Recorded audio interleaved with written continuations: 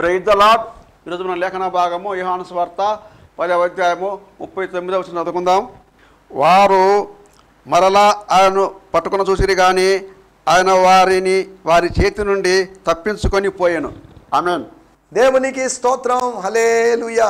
మన ప్రభువును ప్రియరక్షకుడైనటువంటి యేసుక్రీస్తు నామములో ఆయన హెచ్చవలసి ఉన్నది. హీ మస్ట్ ఇంక్రీజ్ అనేటువంటి అనుదిన ఆత్మీయ కార్యక్రమ వీక్షకులైన మీ అందరికీ హృదయపు లోతుల్లో నుంచి ప్రత్యేకమైన వందనాలు తెలియజేస్తున్నాను. దేవునికి స్తోత్రం. Hallelujah. Good morning. Have a nice day. ఈ దినమంతా దేవుడు మీకు ఆశీర్వాదకరంగా మార్చాలని దేవుని సేవకునిగా నేను కోరుకుంటున్నాను. దేవుని స్తోత్రం. హల్లెలూయా. ప్రభు కృపను బట్టి హైదరాబాదులో ఆరంభించినటువంటి పరిచర్య కొరకు మీరు ప్రత్యేకంగా ప్రార్థించాల్సిందిగా కోరుతున్నాను. స్తోత్రం. ప్రభు చిత్తమైతే వచ్చే వారం నేను హైదరాబాద్లో ఉంటాను. 25, 26, 27 తేదీల్లో ఉంటాను. 3 రోజులు అక్కడ ఉండడానికి ప్రభు నాకు సాయం చేయబోతున్నాడు. 3 రోజుల్లో వేరువేరు ప్రదేశాల్లో వెళ్ళబోతున్నాం. ఈసారి మొదటి రోజు 25వ తేదీ కొంతమంది సేవకుల్ని కలవాలనేటువంటి ఆలోచనలో ఉన్నాను. కనుక మీరు ప్రత్యేకంగా ప్రార్థించాల్సిందిగా కోరుతున్నాం. నెల్లూరు నుంచి సింహాపూర్ నుంచి సికింద్రాబాద్కు సాగుతున్నటువంటి ఈ ప్రయాణంలో ప్రయాణం మాత్రమే కాదు, సికింద్రాబాద్లో జరుగుతున్నటువంటి సేవలో దైవ సాన్నిధ్యం ఉన్నట్లుగా మీరు ప్రత్యేకంగా ప్రార్థించాల్సిందిగా కోరుతున్నాం. ఏదో డబ్బుండి ఏదో ఖర్చు పెట్టాలి, ఏదో మినిస్ట్రీ చేస్తున్నామని చూపించడానికి కాదు, కానీ హైదరాబాదులో దేవుని కార్యాలు జరగాలి. హైదరాబాదులో సత్య సువార్త వినిపించబడాలి. హైదరాబాదులో దైవికమైన మర్మాల్ని ప్రజలు గ్రహించాలి. హైదరాబాదులోని ప్రజలు తాము ఏ విధంగా కొంతమంది దైవజనులు అనబడిన వారి చేత మోసగించబడ్డామని తెలుసుకోవాలి. ఈ సమయంలో మనం చిన్న ప్రార్థన చేసుకుందాం. హైదరాబాదు మినిస్ట్రీ కొరకు గిడియోన్ ఫెలోషిప్ ఇంటర్నేషనల్ అనేటువంటి పరిచర్యకు సహకారిగా ఉన్నటువంటి సహోదరి సిస్టర్ యానీ నీలిమ గారు, వారి కొరకు వారి కుటుంబం కొరకు ప్రార్థన చేద్దాం. అంతేకాకుండా ఈ పరిచర్లో మరికొంతమంది సహకారులుగా ఉండబోతున్నారు. పాస్టర్ పి సంతోష్ కుమార్ గారు బోరబండ, వారు కూడా ఈ పరిచర్లో సహకారులుగా ఉన్నారు. అంతేకాకుండా ప్రియ సహోదరులు ఎంతగానో సహకరిస్తున్నటువంటి బ్రదర్ జే పీటర్ శామ్యుయల్ గారు, వారి కొరకు మీరు ప్రత్యేకంగా ప్రార్థన చేయండి. ఈ సమయంలో హైదరాబాదులో ఉన్నటువంటి మనకు లేకపోతే మా సహవాసానికి సన్నిహితంగా ఉన్నటువంటి ఓ దేవజనులు పాస్టర్ యు ప్రకాష్ గారు, వారు ఈసీఐఎల్ అనేటువంటి ప్రదేశంలో వారు పరిచర్య జరిగిస్తున్నారు. వారు స్థలం కొరకు 2 లక్షల రూపాయలు కట్టారు. ఇంకా కొద్ది ధనం పోగు చేసుకొని స్థలం కొనుక్కొని అక్కడ ఒక మందిర నిర్మాణం జరిగించాలి. దీనికంతా విస్తారమైన డబ్బు కావాలి. సికింద్రాబాదు లేదా హైదరాబాదులో విస్తారమైన ధనం యొక్క అవసరం ఉంది. కనుక దేవుడు అవసరతలు తీర్చున్నట్లుగా, దేవుడు వారికి సహాయాన్ని అందించినట్లుగా ఆకాశపు వాక్యళ్ళు విప్పి దేవుడు వారికి సహాయం అందించిన పాస్టర్ ప్రకాష్ గారు, వారి కొరకు మనం ప్రత్యేకంగా ప్రార్థన చేస్తాం. సమయంలో మనందరం ప్రార్థనలో ఉందాం. ప్రార్థన. పరిశుద్ధమైన మా దేవా, మీకు వందనాలు. హైదరాబాదులో సుమారు 1.5 సంవత్సరం క్రితం ఆరంభించినటువంటి పరిచర్య కొరకు హైదరాబాదులో దర్శించినటువంటి గృహములు, హైదరాబాదులో దర్శించినటువంటి సేవకులు, సంఘములు, ప్రభా వీటన్నిటి హైదరాబాదులో జరిగించినటువంటి కూడికలన్నిటిని బట్టి మీకు వందనం చెల్లిస్తున్నాం. హైదరాబాదులో నాయన మీ దాసులు అనేక మంది పరిచర్య చేస్తున్నారు. అనేక మంది ఇండిపెండెంట్ సేవకులు పరిచర్య చేస్తున్నారు. కరోనా తర్వాత కష్టాల్లో పడినటువంటి సేవకులు అనేక మంది ఉన్నారు. వారి కొరకు మేము ప్రార్థన చేస్తున్నాం. విశ్వాసుల్ని కోల్పోయి విశ్వాసులు చెల్లా చెదరై పెద్ద సంఘములు పెద్ద చేపల చేత మింగబడిన చిన్న చేపలు అన్నట్లుగా ప్రభు విశ్వాసులు మునుపున్నటువంటి దేవజనుల దగ్గర కాకుండా మెగా సంఘాలకు పెద్ద సంఘాలకు వెళ్ళిపోతూ కాపురులు అనేకులు ఇబ్బంది పడుతున్నారు. అయ్యా, ఈ సహవాసానికి సహకారిగా ఉన్నట్టు మీ దాసురాలు సిస్టర్ యానీ నీలిమ గారు, వారి కుటుంబం కొరకు ప్రత్యేకంగా ప్రార్థన చేస్తున్నాం. పాస్టర్ పి సంతోష్ కుమార్ గారు, వారి కుటుంబం పరిచర్య కొరకు, పాస్టర్ జే పీటర్ శామ్యుయల్ గారు, వారి కుటుంబం పరిచర్య కొరకు, అంతేకాకుండా ఇదేమోనైనా ప్రాముఖ్యంగా మీ దాసులు పాస్టర్ యు ప్రకాష్ గారి కొరకు ప్రత్యేకంగా ప్రార్థన చేస్తున్నాం. వారిని మీరు దీవించండి. వారి బ్రదర్స్ అందరూ పరిచర్యలోనూ వారి పరిచర్యలను మీరు జ్ఞాపకం చేసుకోండి. మరి ముఖ్యంగా నాయన మంచిర్యాలలో వారి బ్రదర్ జరిగిస్తున్న పరిచర్య కొరకే మీకు వందనాలు. ఈసీఎల్ అనే ప్రదేశంలో స్థలం కొనుక్కోవడానికి సాయం చేశారు. ఇంకనూ వారికి కావాల్సిన వనరులు మీరు సమకూర్చండి. దానికి కొన్ని పెండింగ్ డబ్బులు పే చేసి అక్కడ చక్కటి మందిరం కట్టుకోవడానికి ప్రభు ఆర్థిక వనరులు మీరు సమకూర్చమని అడుగుకుంటున్నాం. ప్రభు అయ్యా, మీకు వందనం చేస్తున్నా. రాబోయే దినాల్లో నాయన GFIకి కొద్ది స్థలం కొనుక్కోవడానికి అక్కడ పరిచర్య ఆరంభించడానికి మీరు ద్వారములు తెరవమని అడుగుకుంటున్నాం. ప్రభు మీరు ఇప్పటివరకు ఆరంభించినటువంటి జరిగించిన పని అంతటిని బట్టి మీకు వందనం చెల్లిస్తూ 25, 26, 27 తేదీల్లో 26, 27 తేదీల్లో YMCAలో జరగబోతున్న కూడికల్లో మీ నామాన్ని మీరు ఎంతకాలం మహింపరచమని వేడుకుంటున్నాం. నాతో పాటు వచ్చి పరిచయం చేయబోతున్నట్టు పాస్టర్ సైలస్ గారు, అంతేకాకుండా పాస్టర్ ఎన్ రాజు గారులను బట్టి మీకు వందనం చెల్లిస్తూ మొదటి వాక్య పరిచయ సమయంలో మీ సాన్నిధ్యం మాతో ఉంచమని యేసు నామములోనే ప్రార్థించడుగుతున్నాం పరమ తండ్రి. Amen, amen, amen. దేవునికి స్తోత్రం. హల్లెలూయా. మీ అందరికీ వందనాలు. నిన్నటి ఎపిసోడ్లో మనం ఆలోచించినటువంటి విషయాలు, తండ్రి ప్రేమకు కారణాలు. ప్రతిదానికి కారణం ఉంటుంది. కారణం లేకుండా ఏది జరగదు. కారణము లేకుండా ఏదైనా జరిగితే దానిని లీల అంటారు, లేకపోతే భగవద్లీల, లేకపోతే దైవలీల అనేట్టుగా లోకంలో మాట్లాడుతుంటారు. కానీ కారణం మనకు అర్థం కాలేదు, కానీ కారణం ఉంది. There is a reason, there is a time, there is a reason and season for everything. ప్రతిదానికి ఒక రీజన్ ఉంది, ఒక కారణం ఉంది, ఒక కాలం ఉంది అనే సంగతిని మనం గుర్తు చేసుకోవాలి. యోహాను సువార్త 17వ అధ్యాయంలో సుదీర్ఘ ప్రార్థనలో యేసు ప్రభు చేసినటువంటి ప్రార్థనలో, తండ్రి నువ్వు నన్ను ప్రేమించావు అని సింపుల్గా చెప్పి వదిలేయకుండా, జగత్తుకు పునాది వేయబడక ముందే నువ్వు నన్ను ప్రేమించావు. జగత్తుకు పునాది వేసిన తర్వాతనే కాదు, తండ్రితో కలిసి కుమారుడు పని చేయడం వల్ల కలుగునుగా కానీ చెప్పడం వల్ల, ఈ పనిలో తండ్రి సంతృప్తుడు కావడం వల్ల కుమారుని ప్రేమించాడని కాదు. ఇవన్నీ జరగడానికి ముందుగానే, ఈ పునాది వేయబడ్డానికి ముందుగా, ఈ నిర్మాణానికి ముందుగా, నిరాకారముగాను శూన్యముగా ఉన్నదాన్ని ఆయన చక్కటి ఆకృతి, ఆకారము, స్వరూపము గలదానిగా మార్చడానికి ముందుగానే, అనగా నిత్యత్వంలో నేను నన్ను ప్రేమించావు. తండ్రి ప్రేమకు కారణాల గురించి మనం ఆలోచించాం. స్తోత్రం, స్తోత్రం, హల్లెలూయా. తండ్రి ప్రేమకు కారణాలు 4 కారణాలు. సద్వినియోగాన్ని బట్టి కుమారునికి తండ్రి అధికారం అనుగ్రహించాడు. గమనించండి, అధికారం అనేది మార్పిడి జరుగుతుంది. దేవుని దగ్గర ఉన్న అధికారము దేవుడు తన నిర్మాణమైనటువంటి, తన క్రియేషన్ అయినటువంటి, తాను సృష్టించినటువంటి ఆదాముకి ఇచ్చాడు. ఆదాము దాన్ని పోగొట్టుకున్నాడు, నష్టపరుచుకున్నాడు. దాన్ని అపవాదికి ఇచ్చేసాడు. అపవాది తన మనుషులకి ఇచ్చేసాడు. ఇలా అధికారం మారుతూ ఉంది. ఒకరోజు అపవాది చేతిలో ఉన్న అధికారాన్ని తీసుకొని దేవుడు తన చేతిలోకి, దేవుని కుమారుడు తన చేతిలోకి తీసుకుంటాడు. తన చేతిలో ఉన్న అధికారాన్ని తండ్రికి అప్పగిస్తాడు. ఇవన్నీ వాక్యంలో ఆధారాలనే మనం ఇప్పుడు చెప్పుకునే సమయం లేదు కనుక, తండ్రి నాకు అధికారాన్ని ఇచ్చాడు, ఆజ్ఞను ఇచ్చాడు, కాబట్టి నేను ప్రాణం పెడుతున్నాను, ప్రాణం తీసుకుంటున్నాను. నా ప్రాణం ఎవరు తీయలేరు. ఏ యూదుడైనా, ఏ పరిసయుడైనా, సద్దుకైనా, శాస్త్రి అయినా నా ప్రాణాన్ని తీయలేరు. నా ప్రాణం మీద ఎవరికి అధికారం లేదు. స్తోత్రం, హల్లెలూయా. మన ప్రాణం మీద ఎవరికైనా అధికారం ఉండొచ్చేమో. నేను చంపేస్తానని చెప్పొచ్చు, మనల్ని చంపేయచ్చు. సువార్త వ్యతిరేకులు ఎవరైనా మనల్ని చంపొచ్చు. కానీ స్తోత్రం, హల్లెలూయా, యేసు మీద ఎవరికి అధికారం లేదు. ఆయనే పెట్టాడు. ఆయన ఎవరు చంపలేదు. ఆనాటి యూదులే నిన్ను చంపారనుకున్నాను. కాదు కాదయ్యయ్యో, నా పాపములు, నా పాప రుణములు, పాప భారముల కొరకే, మన కొరకే, వాస్తవం ఆత్మ సంబంధంగా. కానీ ఆయన జీవాధిపతిని చంపేటువంటి మరణము ఆయన్ను బంధించి ఉంచడం అసాధ్యం. It's impossible to hold. Death could not hold him. స్తోత్రం. ఆయన్ని కంట్రోల్ చేయలేరు ఎవరు.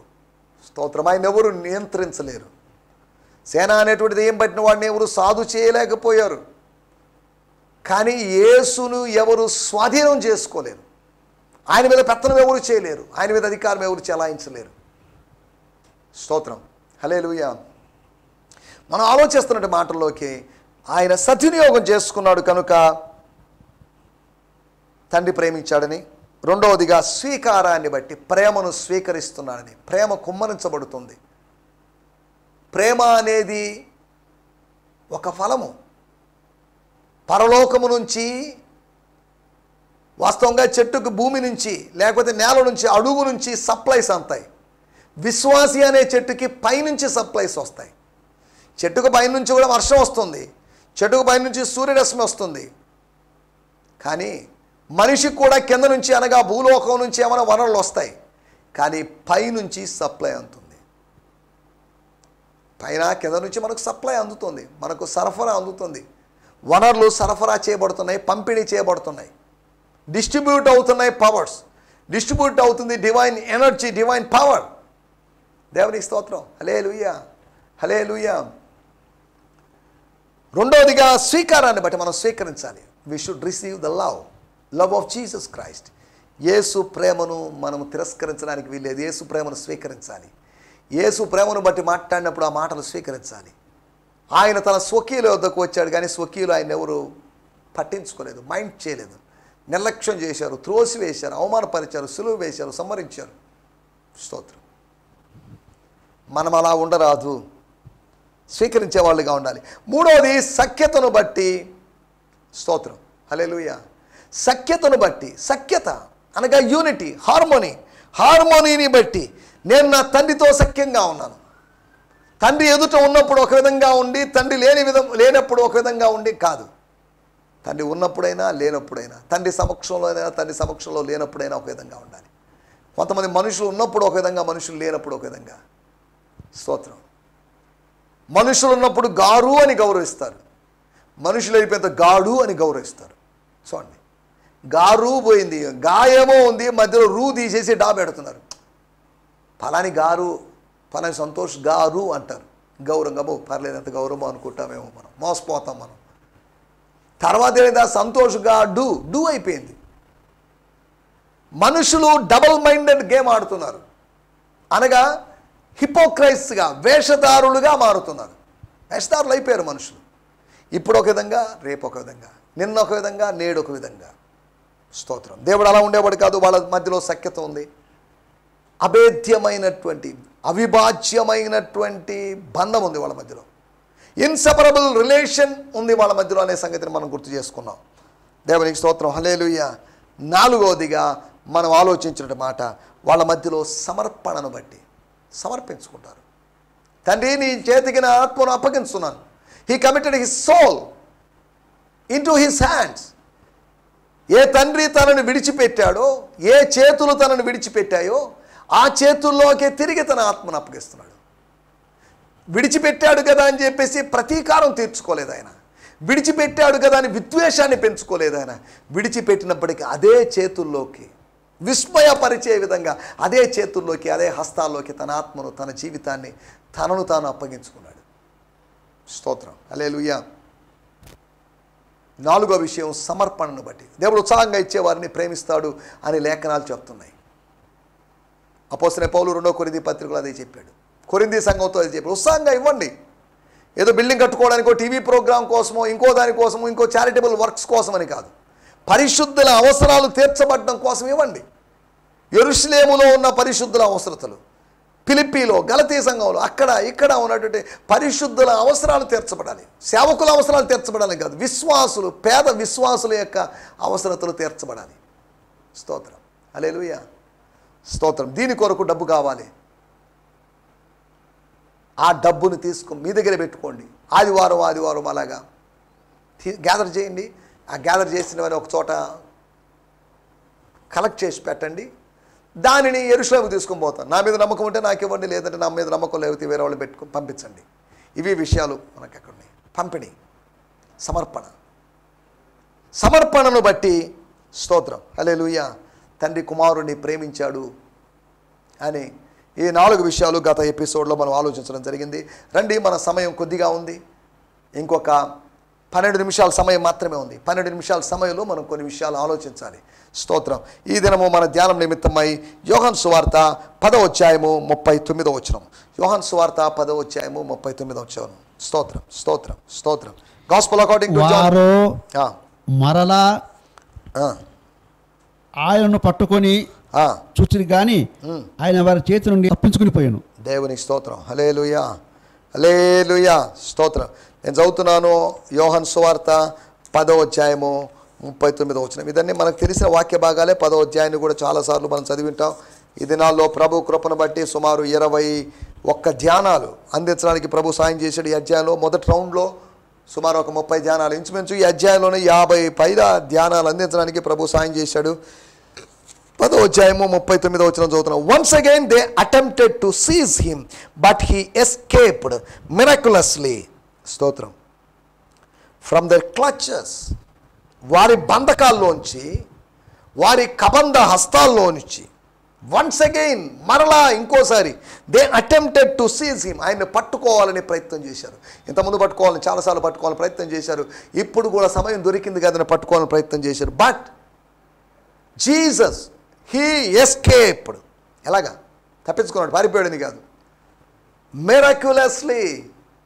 స్తోత్రం. అక్కడ ఒక మిరకల్ జరిగింది. ఏం మిరకలో మనకు అక్కడ రాయబడలేదు. ఆయన తప్పించుకొని పోవడం అనేది ఒక అద్భుతం, వారికి చిక్కకపోవడం, వారికి దొరకకపోవడం ఒక అద్భుతం. హీ ఎస్కేప్డ్ మిరక్యులస్లీ అనగా through a miraculous way from their clutches. వారి యొక్క చేతుల్లోంచి అని కాదు, వాళ్ళ యొక్క బంధకాల్లోంచి, ఆ దుష్టులైన మనుషుల చేతిలో పడకుండా, ఆ మత సంబంధమైనటువంటి మానవ మృగాల చేతిలో పడకుండా ఆయన తప్పించుకున్నాడు.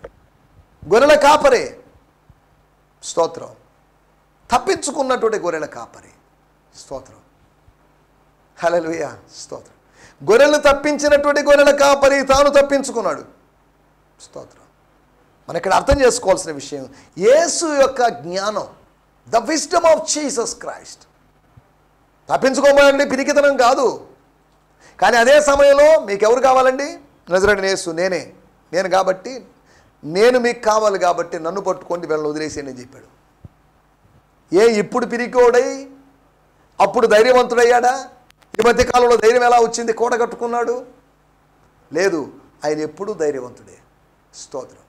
ఆయన ధైర్యవంతుడు కాబట్టి ఆయనతో సహవాసం చేసిన వాళ్ళు ధైర్యవంతులుగా ఉన్నారు. ఆయనతో సహవాసం చేసిన వాళ్ళకి ధైర్యం కలిగింది. యేసుతో ఉన్నటువంటి పేతురు, యోహానులు పామరులైనప్పటికీ పండితుల ముందు వారు ప్రదర్శించినటువంటి పరలోకపు జ్ఞానానికి వాళ్ళు బెత్తరపోయారు, ఆశ్చర్యపోయారు, స్తోత్రం, హల్లెలూయా, హల్లెలూయా, స్తోత్రం.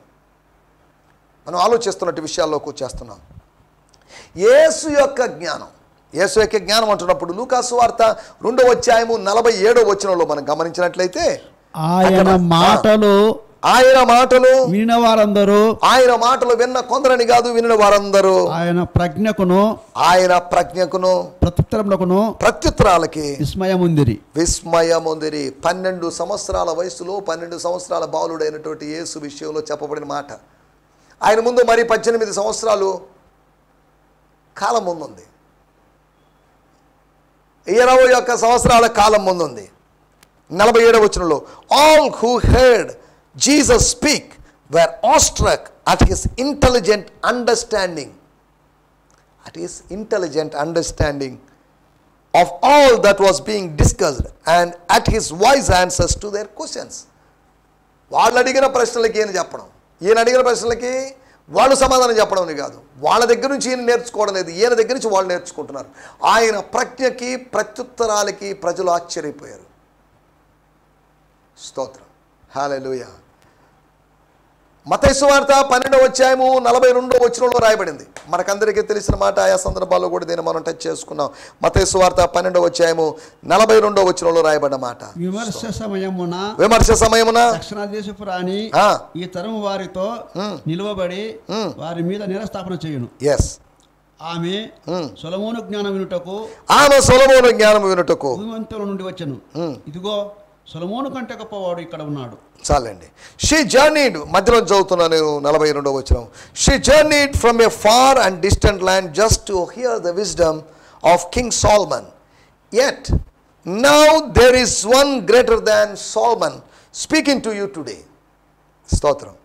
సాల్మన్ స్టోరీ చరిత్రలోకి వెళ్ళారు, బాగానే ఉంది. చరిత్రను పక్కన పెట్టేసి వర్తమానాన్ని గురించి ఆలోచిద్దాం. Yet now there is one man, one greater than Solomon. స్తోత్రం, హల్లెలూయా. దావీదు కుమారుడని పిలువబడి దావీదు యొక్క అక్షరార్థమైన కుమారుడైన సొలొమోను కన్నా గొప్పవాడైనటువంటి యేసు. వన్ ఇస్ హియర్, ఒక వ్యక్తి ఉన్నాడు ఇక్కడ. ఈ 12 మంది అని కాదు, ఇంకోరని కాదు, స్తోత్రం, గమలియేల్ అని కాదు, నికోదేమస్ అని కాదు, ఒక వ్యక్తి ఉన్నాడు. Who is greater than Solomon. సాల్మన్కి ఆయనకి పోలిక లేదు. సొలొమోను కన్నా గొప్పవాడు. దేవునికి స్తోత్రం, హల్లెలూయా. నేను ఈ మాటలు ఎందుకు చెప్తానంటే యేసు యొక్క జ్ఞానం, యేసు యొక్క 4 విధాలైన జ్ఞానాన్ని గురించి మీకు జ్ఞాపకం చేయాలని ఆశిస్తున్నాను. మొట్టమొదటి మాట 10వ అధ్యాయము 39వ వచనంలో మనం చదువుకున్న వాక్యంలో, మనం చదువుకోవాల్సిన అవసరం లేదు ఎందుకంటే అది మన మూల వాక్యం కాబట్టి, స్వీయ రక్షణ కొరకైనటువంటి knowledge, the wisdom to defend himself, the wisdom to protect himself, తనను తాను కాపాడుకోవడానికి. దేవుని సమయం ఇంకా రాలేదు, అప్పగించుకునే సమయం, మరణ సమయం ఇంకా రాలేదు, సిలువ సమయం ఇంకా రాలేదు కనుక it's a knowledge to protect yourself. We need a knowledge or wisdom. స్తోత్రం. మనకు కావాలి స్వీయ రక్షణ. మనల్ని రక్షించడానికి ఎవరు రాకపోవచ్చు, మనల్ని మనమే దేవుని కృప, దేవుడే కదా మన అవును, దేవుడే రక్షించేది. స్వీయ రక్షణ అంటే ఆత్మ సంబంధమైన విశ్వాసం ద్వారా కృపచేత రక్షింపబడ, ఆ రక్షణ గురించి కాదు నేను మాట్లాడేది. ప్రొటెక్షన్, డిఫెన్స్, సెల్ఫ్ డిఫెన్స్, స్వీయ సంరక్షణ కోసమైనటువంటి జ్ఞానం, లేకపోతే బుద్ధి. స్తోత్రం. హల్లెలూయా. సొలొమోను కన్నా గొప్పవాడు, తనను తాను కాపాడుకోలేకపోయాడు సొలొమోను.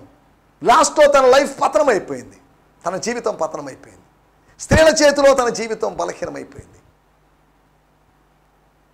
దేవుని స్తోత్రం. హల్లెలూయా. స్వీయ రక్షణ కొరకైనటువంటి జ్ఞానం. రెండో విషయాన్ని నేను మీకు జ్ఞాపకం చేస్తాను. దేవునికి స్తోత్రం. యోహాను సువార్త 10వ అధ్యాయము 6వ వచనం. ఈ సాదృశ్యము యేసు వారితో చెప్పాను గాని, ఒక చిన్న సాదృశ్యం, ఒక సింపుల్ సాదృశ్యం, ఒక సరళమైన సాదృశ్యం వారితో చెప్పాను గాని ఆయన చెప్పిన సంగతులు ఎట్టివో వారు గ్రహించలేరు. స్తోత్రం. ఆయన తమతో చెప్పిన, యేసు తమతో చెప్పినటువంటి సంగతులు వెలివేయడం తెలిసిన మీరు, దూషించడం తెలిసిన మీరు, రకరకాలుగా నిందించడం తెలిసిన మీకు ఒక సాదృశ్యాన్ని అర్థం చేసుకోలేకపోయారే, ఎంత విచారకరమైన విషయం.